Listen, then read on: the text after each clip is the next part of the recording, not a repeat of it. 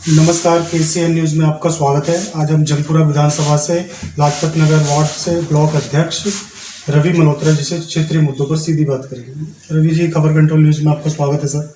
सबसे पहले हमारे दर्शकों को बताएं सर, जो यात्राएं लेके चल रही है देवेंद्र यादव जी, क्या लगता है कितना सफल होगा सर?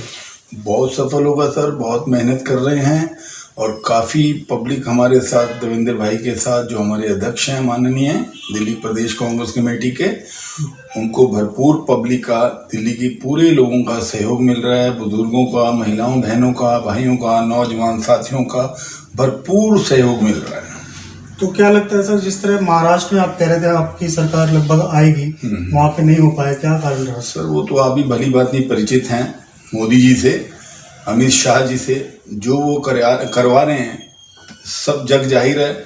सच्चाई कभी छुपती नहीं है।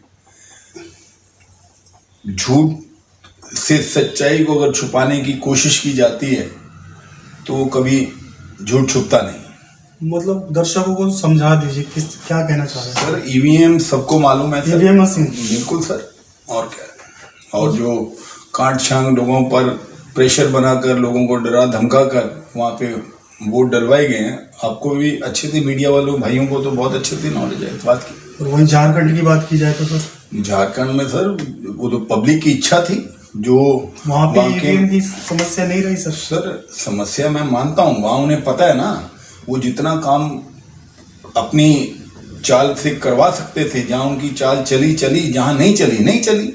वहाँ के माननीय मुख्यमंत्री जी को, सोरेन जी को उन्होंने गिरफ्तार किया, तो वो एक तरह से बहुत बड़ा एक प्लानिंग बना रखी थी उन्होंने।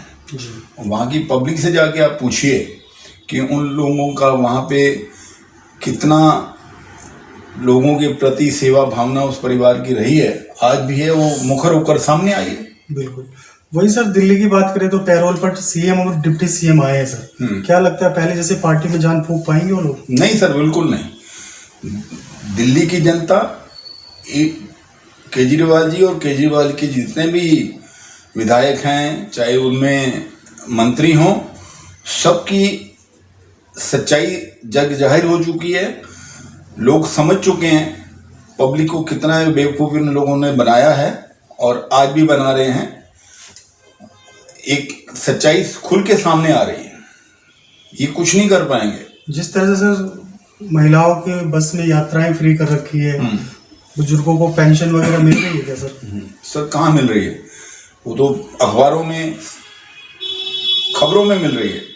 हकीकत से तो जमीनी बिजली का फायदा हुआ है आप लोगों को सर? किस चीज का फायदा हुआ? वो कहते हैं 200 यूनिट तक बिजली मुफ्त है। कुछ नहीं हुआ सर। आप बिल को देखिए, साधारण आदमी का अगर बिजली का बिल आता है तो उसमें अदर चार्जेस क्या क्या है? जीएसटी के अलावा क्या है? नमक क्या था? महात्मा गांधी ने नमक आंदोलन छेड़ा था।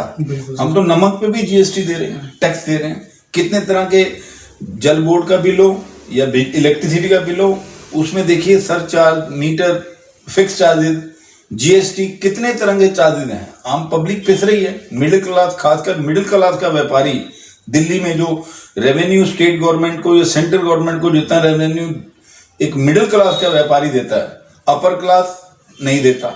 लोअर क्लास ने तो देना ही नहीं। फ्री की रेवड़ियां बांट करिए। पब्लिक को पहले इन्होंने पागल बनाया, बेवकूफ बनाया। अब दिल्ली की जनता किसी भी कीमत पर नहीं बनेगी। वही सर कहते हैं कि पानी भी 500 लीटर 1000 लीटर फ्री देंगे हम लोग। सर कुछ नहीं, पानी की व्यवस्था तो देखिए। दिल्ली में तो खुद अपना पानी नहीं है सर, बाहर से आता पानी। श्रीमान महोदय, भाई मेरे, मैं वही आपको कह रहा हूँ, ये सिर्फ खबरें हैं। ये पानी आ रहा है, गंदा पानी। पब्लिक, कितने लोग बीमार हो रहे हैं। बच्चों की हालत देखो, बुजुर्गों की हालत देखो। ऐसे लोगों के इलाके हैं जहाँ पानी मिलता ही नहीं है। फ्री की तो दूर की बात है, सपने की बात है सर।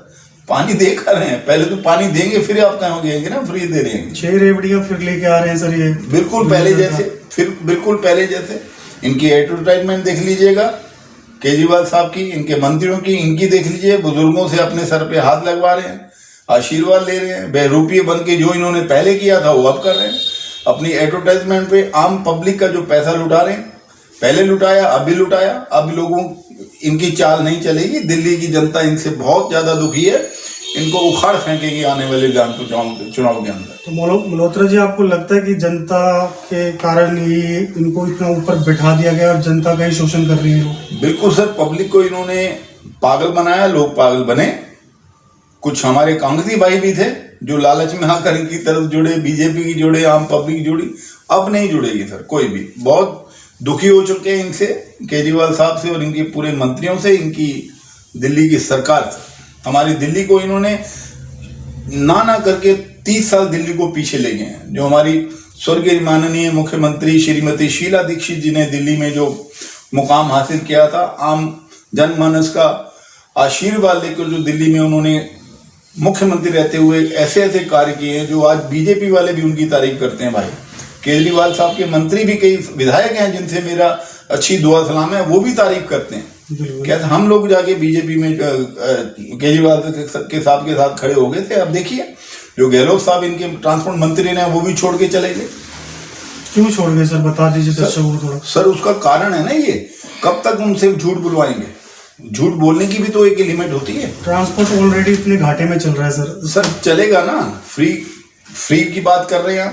ट्रांसपोर्ट एक साधारण आदमी जो टिकट लेने की शक्ति रखता है, उन्हें आप क्यों रेवड़ियां दोगे? आप ट्रांसपोर्ट देखिए, आप कलेखां बस अड्डा बहुत बड़ा है, पुरानी बसें नाम की पुरानी है। ये नई अपनी बसों के चक्कर में पैसा बीच में खाने के लिए फ्लाईओवर के ऊपर से चढ़ के देखिए, पीछे हमारे किसी भाई ने व्हाट्सएप डाला था, मैंने भी देखा है। नई बसें खड़ी हैं, उसमें से पार्ट्स निकाल के बेचे जा रहे हैं। उन्हें कंडम कर दी गया। क्यों जनता पैसा, टैक्स का पैसा। बिल्कुल आपका पैसा है, हमारा पैसा। टैक्स के रूप में जो हम और आप इन्हें टैक्स देते हैं वही तो पैसा है जिससे ये बसें प्रोवाइड करते हैं। कहां से लाते हैं? अपने घर से थोड़ी लाते हैं। बिल्कुल। मल्होत्रा जी, पार्टी आपको 2025 में विधानसभा प्रतिनिधित्व का मौका दे तो आप लेंगे? सर मैं सेवादार हूँ, हमारे परिवार को वरदान है। मैं एक स्वतंत्रता सेनानी परिवार से हूँ। मेरे ग्रैंड पेरेंट्स, मेरे चाचा श्री, हमारे परिवार में मेरे काफी भाई बंधु सेवादार हैं और मुझे तो वरदान है। मैं सिर्फ पार्टी का सेवादार था, है और मरते दम तक रहूंगा। तो क्या लगता है इस बार दिल्ली के अंदर क्या आ रहा है? बिल्कुल सर, पंजा आ रहा है। पूरा नेतृत्व आएगा, कांग्रेस सरकार बनाएगी, दिल्ली में कांग्रेस की सरकार बनेगी। भाजपा कह रही है कि दिल्ली में कमल खिलने वाला है इस बार। सर कमल तो उनका जब तक खिलना था खिल गया। अब वो देख रहे हैं कैसे अपना कमल खिलवा रहे हैं। आप भी देख रहे हो, हम भी देख रहे हैं। जगह जगह बड़े बड़े पोस्टर लग रहे हैं। जो क्षेत्र के मौजूदा विधायक आम आदमी पार्टी से, कभी क्षेत्र में नजर आए लाजपत नगर में? आप बहुत कम नजर आते हैं सर। समस्या और गिनवा दी नजर आते हैं, लेकिन काम करने में वो आम पब्लिक जानती है। मेरी दुआ सलाम उनके साथ भी है, व्यवहार बना के हम रखते हैं। लेकिन जो कांग्रेस सरकार के वक्त में, कांग्रेस शीला जी के टाइम में हमारे विधायक रहे हैं पहले, आज चाहे हमें छोड़ के चले गए, उन्होंने पब्लिक की बहुत सेवा करी है। आज तलविंदर सिंह मारवा नाम है उनका, और बीजेपी में चले गए। कांग्रेस के टाइम में जो काम शीला जी का सहयोग लेकर, आम पब्लिक का सहयोग लेकर जो क्षेत्र में उन्होंने विकास किया है, नहीं हो पाएगा। अभी कोई समस्या नहीं विधानसभा में? सर क्यों नहीं समस्याएं, क्यों नहीं है? आज मैं देख रहा हूँ पिछले 2-2.5 महीने से सड़कों का नवीकरण हो रहा है। रात में सड़कें बन जाती हैं। आज इलेक्शन 2 महीने बाद, 3 महीने बाद इलेक्शन है। आज हमारे माननीय विधायक को सड़कों भी याद आ गई। क्यों? पीछे 5 साल निकल गए तब इन्हें सड़कें नहीं दिखी।